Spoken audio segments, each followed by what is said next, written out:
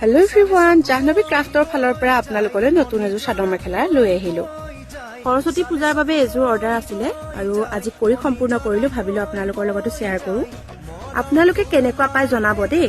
এইযোৰ কাপোৰযোৰ হৈছে মিক্স পাটৰ আৰু ইয়াত মই এইকেইটা কালাৰেই ইউজ কৰিছোঁ, যিহেতু কাপোৰযোৰৰ লগত মিলিছে।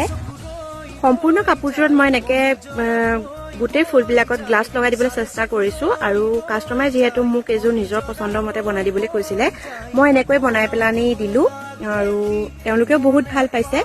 আপোনালোকৰ কাপোৰযোৰ কেনেকুৱা লাগিছে জনাব। যিহেতু দহিটো বাতিবলৈ মোক মানা কৰিছিলে, সেইবাবে নিজে বাতিম বুলি কোৱাত মই দহিটো বাতি দিয়া নাই। বাকী মই মেখেলা আৰু ব্লাউজ সকলোখিনি কৰি দিছোঁ।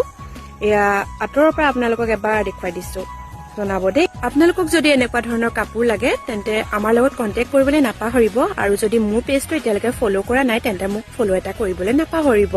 আজিলৈ আহিছোঁ, নতুন নতুন ভিডিঅ'ৰ সৈতে আপোনালোকক আকৌ লগ পাম।